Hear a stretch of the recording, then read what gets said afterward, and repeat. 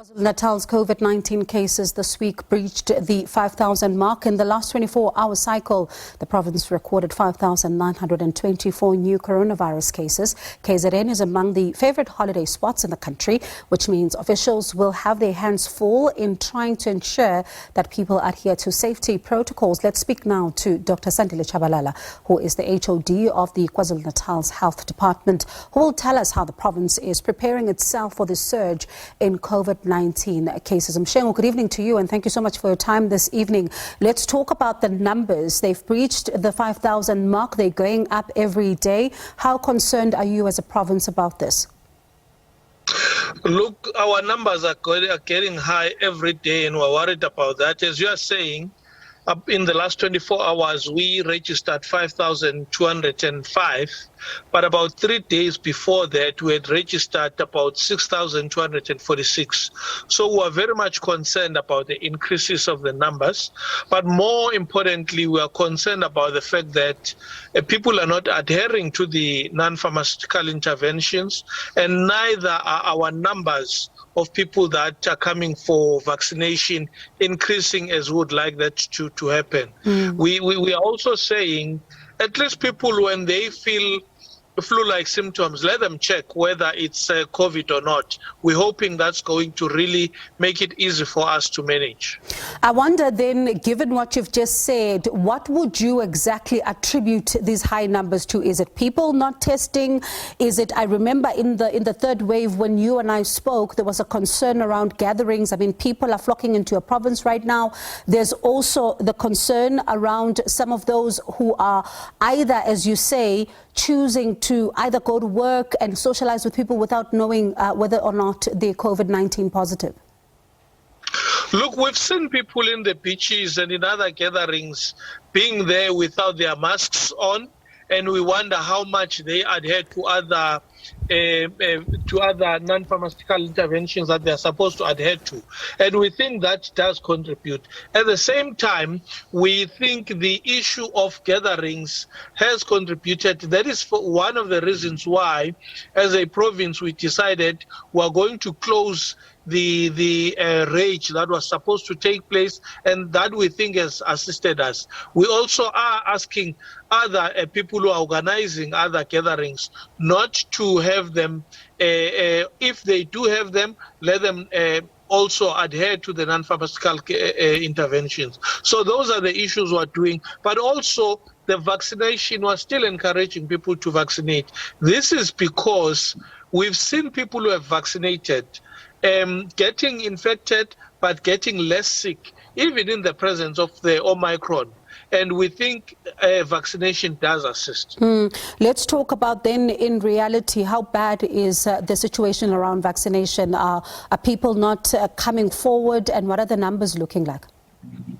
Look, when we were planning our vaccination at the very start of vaccination period in February, we were looking at ourselves doing 30,000 people and above on a daily basis. We have moved from 20,000 per week to around about 12,000 on a daily basis, sometimes per week, and we think that's a very low number.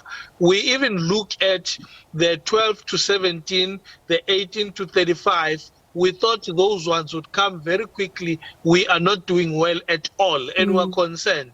If we compare ourselves with other provinces, we're finding that we are second last.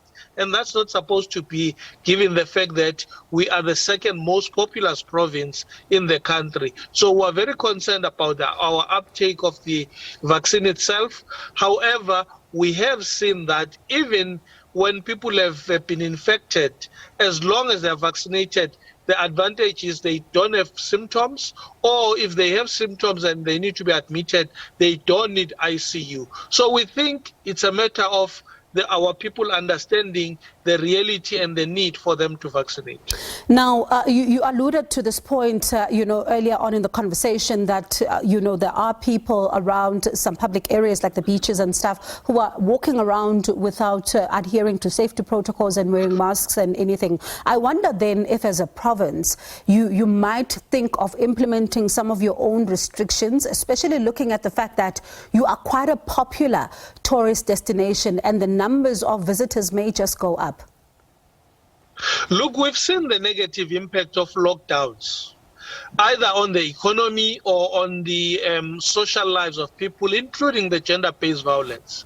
So what we have rather been advised by our Premier and the leadership in general is that let this not be an issue of the Department of Health, but all structures in the community, government structures, non-government structures, the traditional leaders, traditional healers, abefundis, and everybody should come into the party so that we push the enforcement of all these requirements and regulations rather than us trying to lock people down, because that also has its own negative impact, among others, the issue of the economics. Remember, people still need to go and work, people still need to eat, people still need to go and buy some foods and other necessities. So locking them down does not really help, but let's be free, however, adhere to the regulations. And while we look at public gatherings and areas like the beaches as an area of concern, I wonder which areas is KwaZulu-Natal looking at as some hotspots?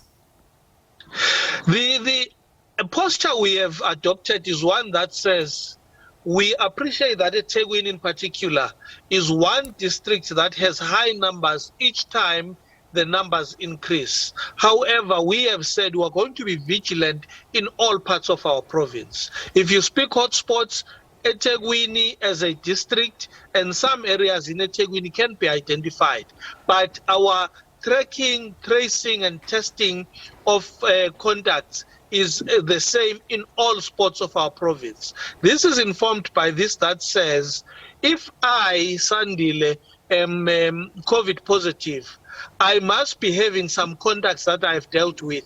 Where are these contacts? Have they moved? And remember, we are picking all these numbers just before the peak of the holiday process and the holiday time. So we're worried about that, and therefore we're vigilant irrespective of hotspots or no hotspots. And when you talk about this vigilance, let's look then at the hospitals. I know Omicron has not really presented a lot more of the most hectic symptoms than we've seen in the previous waves. But Chris Hani Baragwanath Hospital is saying that patients are getting younger and younger. There are some children under 5 years of age which have COVID-19. What are the profiles of some of the patients that you're seeing in your province? The picture is almost the same. We've seen that Omicron is affecting younger people more, and that is why you are encouraging them to come for vaccination. We've seen that also the people that need to be vaccinated, to be admitted, are people that have not been vaccinated. So all these are reasons we are saying it's important that we appreciate the science and everything around Omicron and COVID-19 in general, and therefore the admissions that we are seeing are far less than what we were expecting. And I think it's because Omicron is not as virulent.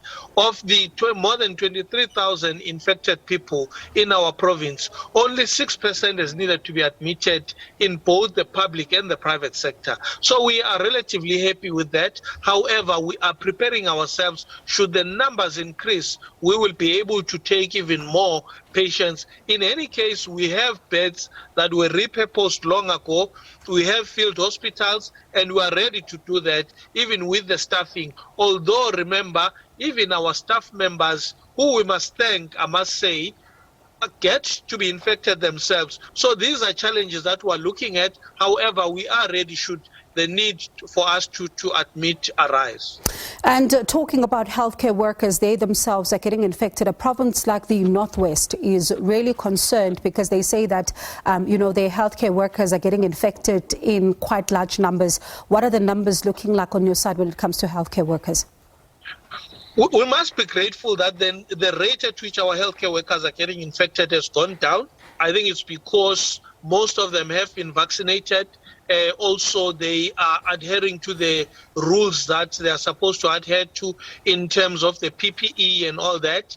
But also, we are saying that the numbers of those that have died is low. At the moment, we're still just below 500 that have been infected. So we're very relatively comfortable. But each time a healthcare worker gets to be infected, she may have been in contact with some other healthcare workers. And that then means we may be having more than one person to be booked off for the 10 days because of isolation or quarantine.